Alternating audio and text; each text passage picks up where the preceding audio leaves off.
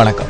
இணைந்திருப்பது இலங்கையின் முதற்தர செய்தி வழங்கும் நியூஸ் ஃபர்ஸ்டின் மதிய நேர பிரதான செய்தி அறிக்கையுடன் கொழும்பில் அமைந்துள்ள நியூஸ் ஃபர்ஸ்டின் பிரதான கலையகத்திலிருந்து உங்களை சந்திக்கும் நான் ஜூலியன் சிந்துஜன். சர்வதேசத்தின் பல பாகங்களிலும் இருந்து சக்தி குளோபலோடாக இணைந்திருக்கும் உங்களை சந்திப்பதில் மிகுந்த மகிழ்ச்சி. விரிவான செய்திகளுக்கு செல்லும் முன்னர் முதலில் தலைப்புச் செய்திகள். தாயொருவர் தனது மகளை கொலை செய்த சம்பவம் அம்பாறை பதிவு. தமிழகத்தினூடாக ஆஸ்திரேலியாவுக்கு செல்ல முயற்சித்த இலங்கை அகதிகள் 33 பேர் கைது. அரநாயக்க பகுதியில் ஏற்பட்ட மண் சரிவில் சிக்குண்ட மற்றொருவரின் சடலம் மீட்பு. வெள்ளத்தினால் பாதிக்கப்பட்ட மக்களுக்கு அனர்த்த முகாமைத்துவ அமைச்சினால் உதவிகள் வழங்கப்படுவதில்லை. ஜனசித பெரமுனவின் தலைவர் குற்றச்சாட்டு. உணவு பற்றாக்குறை தொடர்பில் வெனிசுவேலாவில் மக்கள் முன்னெடுத்த ஆர்ப்பாட்டத்தில் போலீசார் கண்ணீர் புகை பிரயோகம். தொடர்வது விரிவான செய்திகள். முதலில் உள்நாட்டுச் செய்தி. தாயொருவர் தனது மகளை கொலை செய்த சம்பவம் அம்பாறை மத்திய முகாம் 4ஆம் பிரிவிற்குட்பட்ட பகுதியில் பதிவாகியுள்ளது. கடந்த 31ஆம் தேதி இரவு இந்த சம்பவம் இடம்பெற்றுள்ளதாக போலீசார் தெரிவிக்கின்றனர். கந்தசாமி ஜனனி எனும் 21 வயதான யுவதியே இவ்வாறு கொலை செய்யப்பட்டுள்ளார்.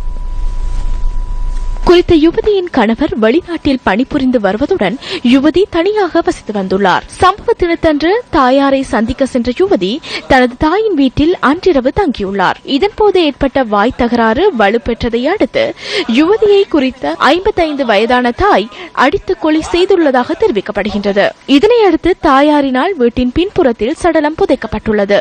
மேலும் தனது மகள் காணாமற் போயுள்ளதாக குறித்த இரவிலேயே தாயாரினால் போலீசில் முறைப்பாடு செய்யப்பட்டுள்ளது. இதனையடுத்து மேற்கொண்ட விசாரணைகளை அடுத்து வீட்டின் பின்புறத்தில் புதைக்கப்பட்ட சடலம் நீதிவான் முன்னிலையில் இன்று தோண்டி எடுக்கப்பட்டுள்ளது. யுவதியின் தாயார் கைது செய்யப்பட்டுள்ளதுடன் சடலம் பிரேத பரிசோதனைக்காக அம்பாறை வைத்தியசாலைக்கு கொண்டு செல்லப்பட்டுள்ளது. மாணிக்கம் பார்வதி எனும் தாயாருக்கு 4 ஆண் பிள்ளைகள் உள்ளதுடன் கொலை செய்யப்பட்ட யுவதி வளர்ப்பு மகள் எனவும் தெரிய வந்துள்ளதாக போலீசார் குறிப்பிட்டனர். இந்த சம்பவம் தொடர்பில் மத்திய முகாம் போலீசார் மேலதிக விசாரணைகளை மேற்கொண்டு வருகின்றனர். தமிழகத்தினூடாக ஆஸ்திரேலியாவுக்கு செல்ல முயற்சித்த இலங்கை அகதிகள் 33 பேரை இந்திய கியூ போலீசார் கைது செய்துள்ளனர்.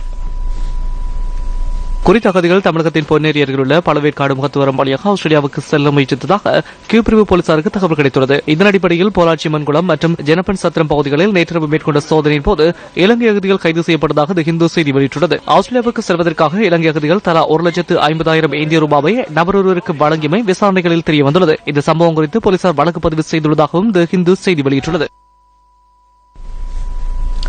அரநாயக்க பகுதியில் ஏற்பட்ட மண் சரிவில் சிக்குண்ட மற்றொரு சடலம் மீட்கப்பட்டுள்ளது. ஏரி யூனிட் அருகிலிருந்து இன்று காலை இந்த சடலம் கண்டெடுக்கப்பட்டதாக ராணுவ பேச்சாளர் பிரிகேடியர் ஜெயநாத் ஜெயவீர தெரிவித்துள்ளார். இதன் அடிப்படையில் குறித்த பகுதியிலிருந்து இதுவரை 28 சடலங்கள் கண்டெடுக்கப்பட்டுள்ளன. அரநாயக்க பகுதியில் மண் சரிவில் சிக்கொண்டு காணாமற் போனோரை தேடும் பணிகளை ராணுவத்தினர் நேற்றுடன் நிறைவு செய்திருந்தமை குறிப்பிடத்தக்கது. பலாங்கொடை வெலிகரணாவ பிரதேசத்தில் மின்சாரம் தாக்கி இளைஞர் ஒருவர் உயிரிழந்துள்ளார். தனியார் நிறுவனம் ஒன்றில் பணியாற்றும் இளைஞர் ஒருவரை மின்சார தாக்குதலுக்கு இலக்காகி உயிரிழந்துள்ளதாக போலீசார் தெரிவிக்கின்றனர். மின்பிறப்பாக்கியை கையாளும் போது இந்த சம்பவம் பதிவாகியுள்ளது. விபத்தில் அம்பாறை பிரதேசத்தைச் சேர்ந்த 21 வயதான இளைஞர் ஒருவரை உயிரிழந்துள்ளார். ஜனசித பெரமுனவின் தலைவர் பத்ரமுல்ல சீலரத்ன தேரர் விஜயம் ஒன்றை மேற்கொண்டு நேற்றைய தினம் சிங்கப்பூரை சென்றடைந்தார்.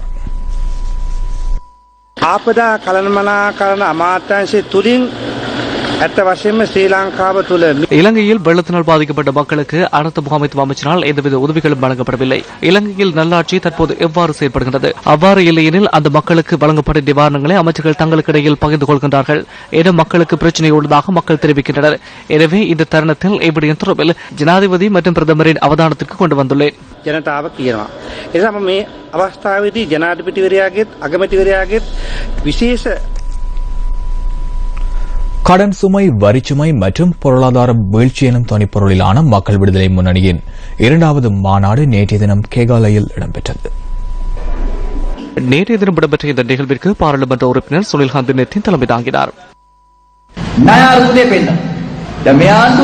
கடன் குழப்பங்களை நீக்கி தெளிவாக பார்வையிட முடியும். பழைய அரசாங்கத்தை விட இந்த அரசாங்கம் மாறுபட வேண்டியது இந்த விடயத்தில் தான். பழைய அரசாங்கம் பெற்ற கடன் உதவிகளை வெற்றியாக வெளிக்காட்டினர். கடன் தொகைகளை பெற்றுக் கொள்வதில் தாம் சிறந்தவர்கள் எனவும் தம்மை போன்று வேறு எவரும் கடன் தொகைகளை சிறப்பாக பெறுவதில்லை எனவும் முன்னாள் ஜனாதிபதி மஹிந்த ராஜபக்ச கண்டியில் தெரிவித்தது எனக்கு நினைவிற்கு வருகின்றது.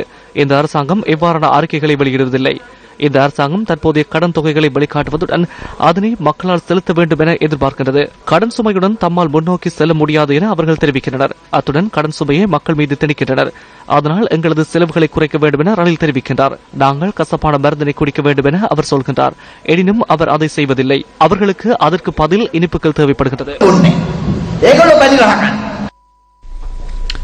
பொலனறுவை குருப்பகம் சந்தியில் இடம்பெற்ற மோட்டார் வாகன விபத்தில் ஒருவர் உயிரிழந்ததுடன் மேலும் ஒருவர் பலத்த காயங்களுக்குள்ளாகியுள்ளார்.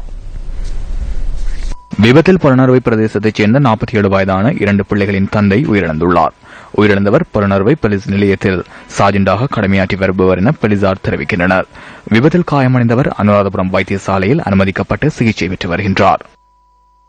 இதேவேளை காண்டி DS சேனநாயக்க வீதியில் லொரியொன்றுடன் மோட்டார் சைக்கிள் ஒன்று மோதி விபத்திற்குள்ளானதில் ஒருவர் உயிரிழந்துள்ளார். விபத்தில் மோட்டார் சைக்கிளில் பயணித்தவர் உயிரிழந்துள்ளதுடன் மற்றும் ஒருவர் காயமடைந்துள்ளார். கண்டியைச் சேர்ந்த 25 வயதான ஒருவரே விபத்தில் உயிரிழந்துள்ளார். விபத்துடன் தொடர்புடைய லொரியின் சாரதி கைது செய்யப்பட்டுள்ளார். நியூஸ் ஃபர்ஸ்ட் பாடசாலைகளில் நடத்தும் பயிற்சி பட்டறையின் மற்றொரு கட்டம் இன்று பண்டாரவளை ஊவா ஹைலண்ட்ஸ் தமிழ் மகா வித்தியாலயத்தில் முன்னெடுக்கப்பட்டு வருகின்றது. மாணவர்களுக்கான செயலமர்வுகளை வழங்குவதற்காக நியூஸ் ஃபர்ஸ்ட் குழாத்தினர் இன்று காலை பண்டார்வளை ஊவா ஐலண்ட்ஸ் தமிழ் மகா வித்தியாலயத்திற்கு சென்றிருந்தனர். இந்த செயலமர்வில் செய்திகளை சேகரிப்பது, அறிக்கை எழுவது, தொகுத்து வழங்குவது போன்ற விடயங்கள் மாணவர்களுக்கு தெளிவூட்டப்பட்டன. போட்டி நிகழ்ச்சிகளும் மாணவர்களுக்கு நடத்தப்பட்டதுடன் மாணவர்கள் மிகுந்த ஆர்வத்துடன் இந்த செயலமர்வில் பங்கு பற்றினர். மாணவர்களின் ஊடகத்துறை சார் அறிவை மேம்படுத்தும் நோக்கில் நியூஸ் போஸ்டினால் முன்னெடுக்கப்படும் பாடசாலைகளுக்கான பயிற்சி பட்டறையின் மற்றொரு கட்டம் பண்டாரவளையில் தற்போது முன்னெடுக்கப்படுகின்றது. பண்டாரவளை ஊவா ஹைலண்ட்ஸ் தமிழ் மகா வித்தியாலய மாணவர்களுக்கான பயிற்சி பட்டறை தற்போது முன்னெடுக்கப்பட்டுக் கொண்டிருக்கின்றது. செய்தி அறிக்கையிடல், செய்தி வாசித்தல், மாணவர்களின் திறமைகளை வெளிப்படுத்தல், நவீன ஊடகத்தின் பயன்பாடு, செய்தி அறையின் செயற்பாடு உள்ளிட்ட பல்வேறு விடயங்கள் தொடர்பில் மாணவர்களுக்கு இங்கு தெளிவூட்டப்படுகின்றது. சுமார் 3 மணித்தியாலங்கள் இந்த செயலமர்வு முன்னெடுக்கப்பட இருக்கின்றது. பல்வேறு திறமைகளை வெளிப்படுத்துவதற்கான சந்தர்ப்பமும் மாணவர்களுக்கு வழங்கப்படுகின்றது. அதிகளவான மாணவர்கள் இங்கு ஆர்வத்துடன் கலந்து கொண்டிருப்பதை எங்களால் காணக்கூடியதாக இருக்கின்றது. நியூஸ் போஸ்ட் செய்திகளுக்காக ஊவா ஹைலண்ட்ஸ் தமிழ் மகா வித்தியாலயத்திலிருந்து சிசரகுமார், கிருஷாந்த் ராஜ். எதிர்காலத்தை தீர்மானிக்கும் கல்வியை கற்க முடியாத நிலையில் இன்னல்களுக்கு முகம் கொடுத்து வருகின்றனர் கிளிநொச்சி புனித அந்தோனியார் ரோமன் கத்தோலிக்க வித்தியாலய மாணவர்கள். கிளிநொச்சி பரந்தனையில் அமைந்துள்ள இந்த பாடசாலை 1952ஆம் ஆண்டு கட்டப்பட்டது. 250 மாணவர்கள் இந்த பாடசாலையில் கல்வி கற்கின்ற போதிலும் அவர்களுக்கு கல்வி பயில்வதற்கு தேவையான வளங்கள் இல்லாத நிலை காணப்படுவதாக மாணவர்கள் விசனம் தெரிவிக்கின்றனர். மேலும் பாடசாலை கட்டிடம் உடைந்து விழும் நிலையில் காணப்படுவதனால் தாம் தினமும் அச்சத்துடனே வகுப்பறையில் கல்வி கற்பதாகவும் தெரிவிக்கின்றனர். அத்துடன் கட்டிடங்களின் பற்றாக்குறை காரணமாக ஆரம்ப வகுப்புகள் எல்லாம் மர நிழலிலேயே நடைபெறுவதாக வேதனை வெளியிடுகின்றனர். ஆசிரியர் பற்றாக்குறை காரணமாக தமது கல்வி செயல்பாடுகளிலும் நிறைவு காணப்படவில்லை என மாணவர்கள் குறை வெளியிட்டிருக்கின்றார்கள். அது விளையாட்டு மைதான பொருட்களும் இல்லை. நாங்கள் விளையாட்டுகள் செய்தென்றால் இங்கிருந்து ஒரு 2 கிலோமீட்டர் தூரம் அளவில் சென்று விளையாட்டு போட்டிகள் நடத்துவதற்காக ஏற்பாடுகள் இருக்கிறது. மற்றும் விளையாட்டு உபகரணங்களில் ஆசிரியர் பற்றாக்குறை உள்ளது. இவற்றை கருத்தில் கொண்டு உரிய அதிகாரிகள் இதற்கு முடிவெடுக்குமாறு வேண்டுகிறோம்.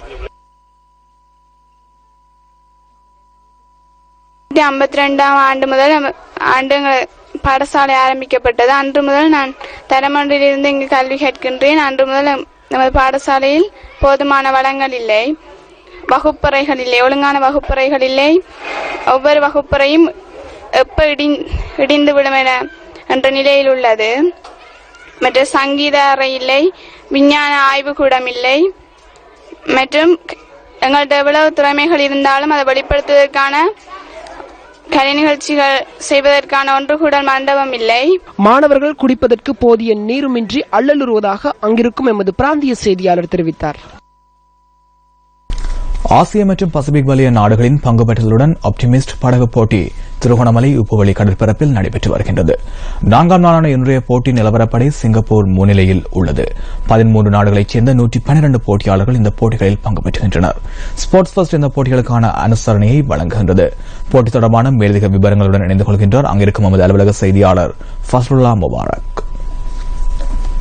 இன்றைய தின போட்டிகள் தங்கம் மற்றும் வெள்ளி என 2 பிரிவுகளாக வகுக்கப்பட்டு நடைபெற காத்திருக்கக்கூடிய நிலையில் இலங்கை அணி வெள்ளி பிரிவிலே போட்டியிடுகிறது. குறிப்பாக போட்டித் தொடரின் இதுவரை நடைபெற்ற போட்டிகளின் அடிப்படையில் சிங்கப்பூர் அணி முதலாவது இடத்தில் திகழ்ந்து கொண்டிருக்கிறது. அதற்கு அமைய இலங்கை அணி இன்றைய தினம் சிறந்த முன் ஆயத்துடன் நிகழ்ச்சிகளில் பங்கு பெறுவதற்கு காத்திருப்பதாக அணியின் சார்பில் அதன் பயிற்றுவிப்பாளர்கள் கதைத்த போது சொல்லியிருந்தார்கள். Fazlullah Mubarak, Trincomalee கடற்பரப்பிலிருந்து sports ஃபர்ஸ்டுக்காக.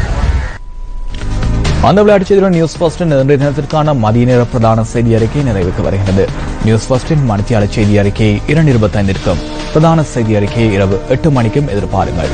வணக்கம்.